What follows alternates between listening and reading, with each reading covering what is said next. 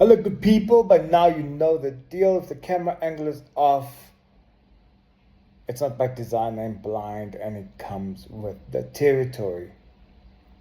So, I've been thinking the past few months, and I also just waited patiently to see more or less how things are going to shape up by the time we get to the end of the year. And I figure, you know what, my predictions still remain, right? And essentially, I was just wondering, amateurish as I am, about which parties generally had a good year, right?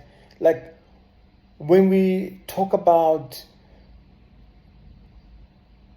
a good political year, right? Media wise, in terms of shenanigans, conduct overall. And I was just thinking about that, right? And I came up with about 5 parties that I figure had somewhat dreadful to bad to ordinary to good and probably best year for that particular party, right? Of course, does not mean that these are the parties I would vote for. In fact, I've made the argument before that this system needs a revamp. So it's got nothing to do with that. But nevertheless, it's a fun exercise because politics is fun, is it not? And it's been an interesting year in that there's some notable parties to mention. For example, like the fact that the good party rise and build one South Africa. The project ilokhuzana OBE, outcomes based education yaga Musimai, right? They've decided to they're gonna form some unity project going into the local government elections in 2026, or will it be early 2027? Don't think it has been pronounced yet, but yeah, and that is a good move for them. I don't think it's going to change the voter base in any significant way, but when you think about local government and them fielding candidates, it's good in terms of campaigning, right? On the assumption that Musimai and Auntie Delil are not going to want to boss rise Mzansi around. But it will be interesting to see, just for entertainment purposes, how that plays out. And then of course, you have Onyeko Shivambu, who's been having a very interesting 6 months or so, barring, of course, the first 6 months of the year and the rest of last year, who has now started the Africa Maibuye party, right? I still maintain that I think it was a poor decision by Onyeko to go that route. But it's yet another symptom of the very system that I constantly critique in terms of its fragmented, fractured state. So those are the worthy parties maybe to mention at this point in time, even though Maibuye has not really contested. But I think its shenanigans have been quite comical to watch. So at number 5, I would like to put Gwakoko, right? I think the African National Congress is worthy of a number 5 spot, simply on the basis that they have maintained their GNU stance, Government of National Unity, GNU, right? And it has been quite fractured. It has been quite fictitious as well, because there's been a lot of friction between it and its partners. And for some or other reason, it seems that anything but the neoliberal project seems dreadful for the ANC, and for that basis, I think they deserve being number 5. And I think it's interesting how President of ANC, President of GNU, right, Cyril Matamela Ramaphosa, still maintains ukuthi yena azenze msula, right? When everything bad happens, it's either ANC or GNU partners, but makhona into nyana ngathi yashayina nyana, media particularly, that is favorable to him, and those news outlets will say, oh, this is definitely something to praise him on, right? Negative, ANC and the GNU, some partners, never the DA, but then anything good is attributed to him.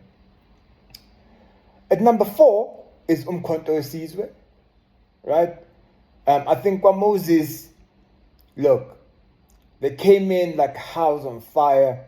Oh, bad expression. But you get what I'm saying, right? I mean, politically, ebarani game labantu laba, right? I mean, following and going into the elections in 2024 and that period after, and then also the start of this year, there isn't a kalukeka, right? And then you're like,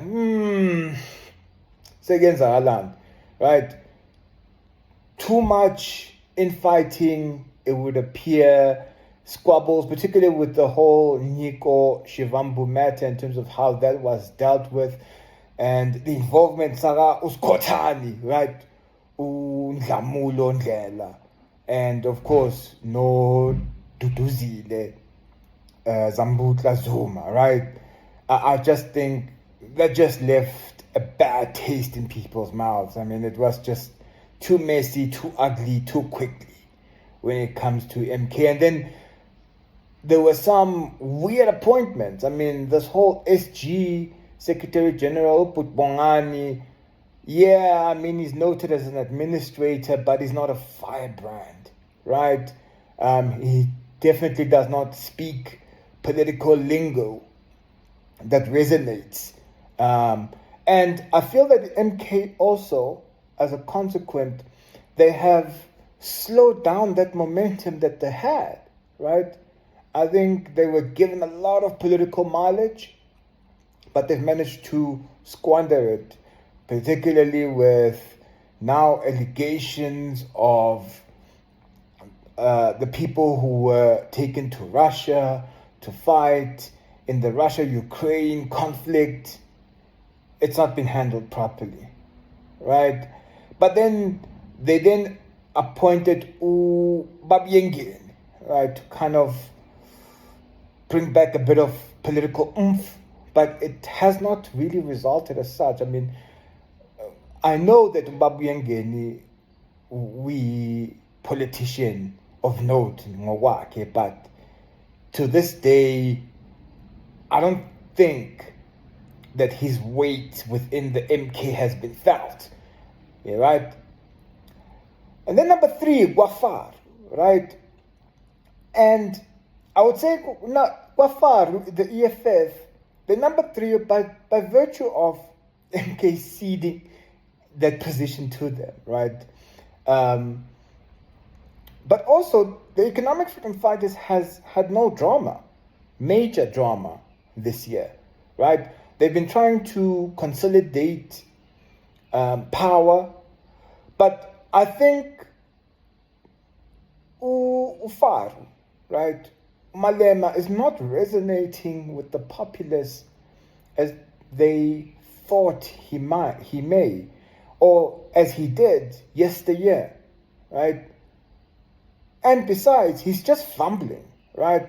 Take the whole issue in terms of how he handles the revelations as a General Mkwanazi.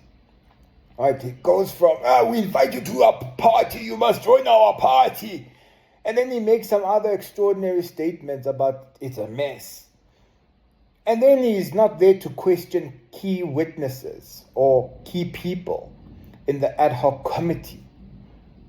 And, right? Ufaru we piki, man, right? He's a messy character himself.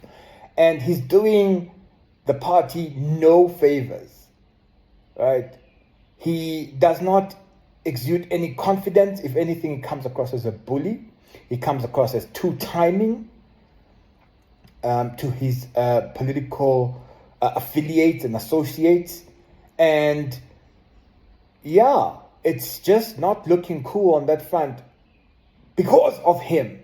But otherwise, I think considering the exit of Nico Shivambu as well as Mbuyiseni Quentin Ndlozi, I think they have kind of dealt with the situation pretty well. I mean, they've been quiet and they've been involved in key things like the budget thing, for example, in Parliament. They've done well, right? Whenever the economic freedom fighters has to look inward and rely on its expertise and knowledge, they do well.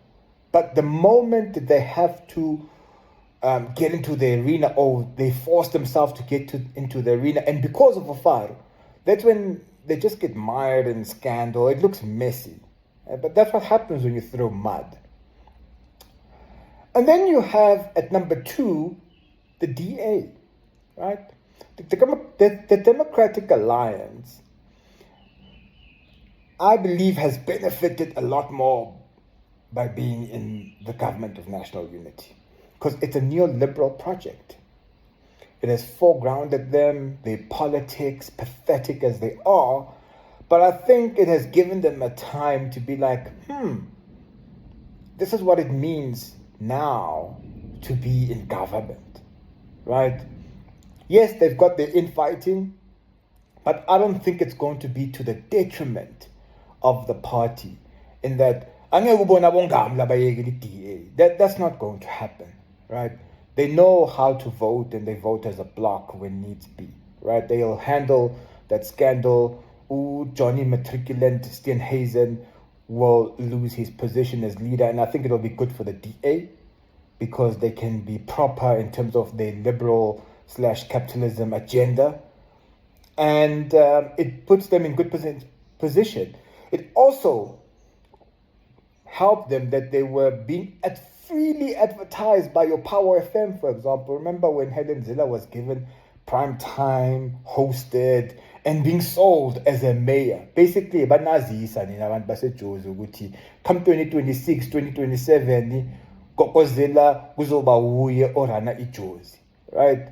Through who? Power FM, right? So in other words, your middle class black folk, they were being told that it's okay to accept this idea of Gokozela, because the ANC will make sure that she is in power, right, when the time comes, right? So I think they've had a decent year, right?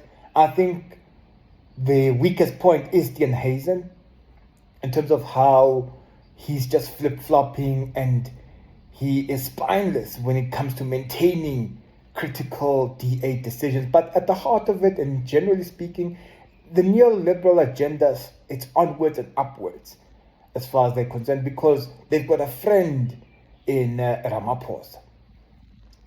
The party that I definitely think had a brilliant, good, solid 2025 is ActionSA. And I told you guys in 2024 that be on the lookout for ActionSA. The fact that they chose to define themselves outside the government of national unity, that was a politically astute decision, right? Why? Because they don't get mired by the politics of the GNU. When people face frustrations, they don't say, Lilo, not ActionSA. But more importantly, right, they are now running a key metropolitan, right, a key municipality, the capital. And you can tell that the media game is on point, right? They're there to talk about it, right? And bakulima about doing work. That's what they're doing. But politically, what I also like about what they've been doing, ActionSA, Ubab Mashaba, right? Herman Mashaba, Grootman. I think he has been playing the right cards. He's not been antagonizing people in terms of his politics and what he's been saying, right? He might be annoying a couple of liberals in terms of his stance about issues of blackness and apartheid and all those type of things. But in mainstream discussions, he's playing it cool. He's making the right noises. And he's not getting in people's faces in a bad way, in an annoying way, the same way that a Figile for Pambalula, for example, gets annoying, right? And irritates the hell out of you. No.